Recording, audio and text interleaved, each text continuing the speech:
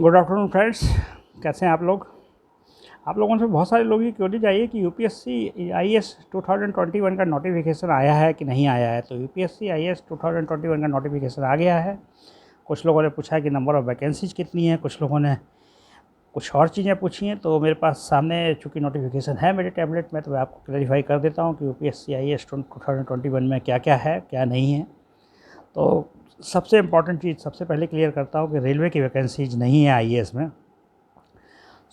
जैसा मैंने पहले भी अपने वीडियो में आप लोगों को बताया था कि रेलवे या तो आईआरएमएस अपना खुद एग्ज़ाम कंडक्ट करेगी या सिविल सर्विसेज के थ्रू करेगी। ये अभी फाइनल नहीं हुआ है, लेकिन इंजीनियरिंग सर्विसेज के थ्रू एग्ज़ाम नहीं हो रहा है। उसकी रेलवे की वैकेंसी जो है उसमें विड्रॉ कर ली गई है आईआरएमएस की। और आईआरएमएस की कोई भी वैकेंसी जो है वो इंजीनियरिंग सर्विसेज एग्जामिनेशन 2021 में नहीं है। तो ये सबसे बड़ा एक इसमें जो बात है वो आ गई है, नोटिफिकेशन में क्लियर हो गया है। और नोटिफिकेशन में क्या क्या है वो मैं आप लोगों को बता देता हूँ, क्योंकि नोटिफिकेशन मेरे सामने है।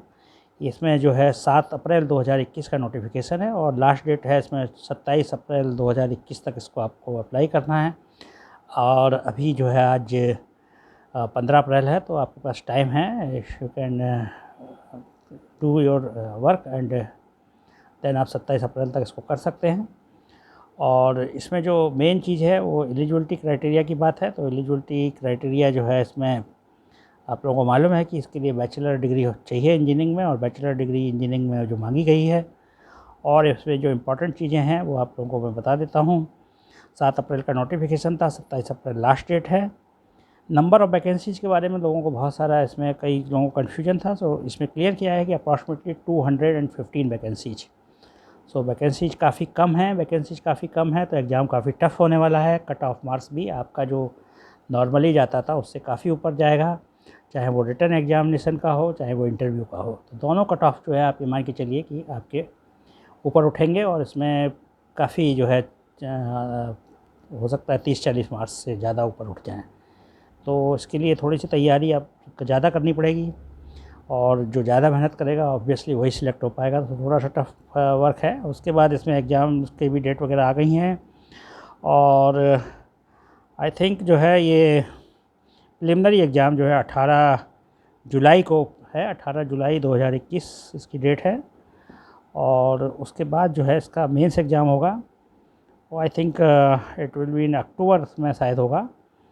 और जो इसमें बेसिकली जो है इसमें जो वैकेंसीज हैं, जो पोस्टिंग हैं, 4 ब्रांच होती थी, तो 4 ही ब्रांच हैं। लेकिन जो डिपार्टमेंट हैं वो सिविल इंजीनियरिंग में जो डिपार्टमेंट हैं वो हैं central engineering services, central engineering services roads, survey of India group A service, AEE civil in border road organisation service, border road engineering services. इसमें पोस्ट थोड़ी ज़्यादा हो सकती है क्योंकि आजकल बॉर्डर पर रोड्स वगैरह काफ़ी काम चल रहा है। Indian defence services of engineers, AEE QS&C in MES supervisor cadre, MES surveyor cadre sorry, and shuttle water engineering services group A. Mechanical में जो हैं इसमें भी कुछ पोस्ट हैं जो AEE in GSI engineering services group A, Indian defence service of engineers, Indian naval armament service, Indian naval material management service, central water engineering group A service, Indian skill development service. ये एक नई service है, हम लोगों के time पे नहीं होती थी। इंडियन स्किल डेवलपमेंट सर्विस एक नया सर्विस है जो मैं देख रहा हूँ।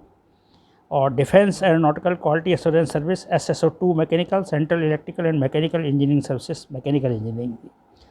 और ये CPWD का ही पार्ट है, central electrical and mechanical engineering services, और इलेक्ट्रिकल मैकेनिकल में ये होती है। इसके अलावा जो है जो इलेक्ट्रिकल इंजीनियरिंग है उसमें है central electrical and mechanical engineering services electrical engineering post, Indian defence service of engineers, Indian naval material management service, electrical engineering, central power engineering services group A CPES जिसको बोलते हैं, Indian naval armament service, defence aeronautical quality assurance service, और central power engineering services group B. इसमें central power engineering services में group A और group B दोनों हैं। ये चीज़ें थोड़ी सी इग्नोर करने वाली है। पहले हम लोगों के टाइम पे खाली ग्रुप ए ही इसमें होता था, ग्रुप बी नहीं होता था। उसके बाद इलेक्ट्रॉनिक्स में जो है इसमें इलेक्ट्रॉनिक्स एंड टेलीकम्युनिकेशन में जो है Indian radio regulatory service, Indian telecommunication services group A, Indian naval armament services electronics and telecom engineering post, Indian naval material management service and junior telecom officer group B. यहाँ भी आप देखिए JTO का जो recruitment है, जो पहले separately होता था, अब JTO जो है ग्रुप C की पोस्ट होती थी। Now JTO is group B, और जो JTO का रिक्रूटमेंट है ये आपका आ गया है UPSC के थ्रू। सो अब आप सोच सकते हैं कि JTO का जो लेवल है वो अब UPSC कंडक्ट कर रहा है। और defence aeronautical quality engineering assurance services, electronics and telecommunication. So ITS में भी 2 सर्विसेज हो गई, ग्रुप A हो गई ITS और ग्रुप B हो गई जूनियर टेलीकॉम ऑफिसर। सो ये आपकी जो है 2 सर्विसेज हो गई हैं। बाकी एग्ज़ाम सेंटर्स वगैरह दिए हुए तो इसके बारे में मैं इसमें बोलना की ज़रूरत नहीं है, आप लोगों को पता है। और आप इसको अगर लिस्ट को देखेंगे गौर से तो आप पाएंगे कि वहाँ 9 मतलब ये आपका जो है 9 चौके 36 और 5 करीब करीब 42 जगहों पे एग्ज़ाम हो रहे हैं और 215 पोस्ट है। तो आप हिसाब लगा सकते हैं कि एक जगह से जो है एक शहर से एन एवरेज कितना सिलेक्शन हो रहा है, ऑलमोस्ट 5 लोगों का। तो कंपटीशन का लेवल आप लगा सकते हैं कि कितना टफ होने वाला है। और फिर मेन एग्जामिनेशन के सेंटर और भी कम है। मेन एग्जामिनेशन के सेंटर आप देखेंगे तो वो थोड़े से और रिड्यूस किए हुए इन्होंने। और बाकी एज लिमिट जो इसमें दी हुई है ये दी हुई है आपकी 21 to 30। तो 21 is lowest and 30 age highest. तो यहाँ पे जो है एज लिमिट 21 to 30 है। अगर यही पैटर्न रहेगा IRMS में तो 30 ही होगी, बट सिविल सर्विसेज का अगर लोग कहते हैं 32 है तो फिर 32 भी हो सकती है।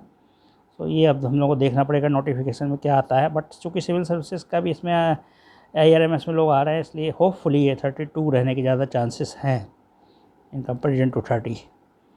और उसके बाद तो बाकी नोटिफिकेशन जो है वो सब है जो एज रिलैक्सेशंस वगैरह के बारे में दिया गया है, एजुकेशनल क्वालिफ़िकेशन वगैरह के बारे में दिया हुआ है। तो आप लोगों को पता ही है कि इसमें आप इंजीनियरिंग की डिग्री चाहिए होती है, MI चाहिए होता है। तो इसके बारे में ज़्यादा डिटेल्स में हम लोग नहीं जाते हैं। और फिज़िकल स्टैंडर्ड्स के बारे में जो बात है वो भी गजट ऑफ इंडिया के हिसाब से उन्होंने दिया हुआ है और इसमें आप लोग अप्लाई कर सकते हैं। और इसमें जो है फ़ीस जो है वो 200 रुपया है। 200 रुपया वेरी नॉमिनल फ़ीस है। तो मेरे ख्याल से सभी को अप्लाई कर देना चाहिए इसमें।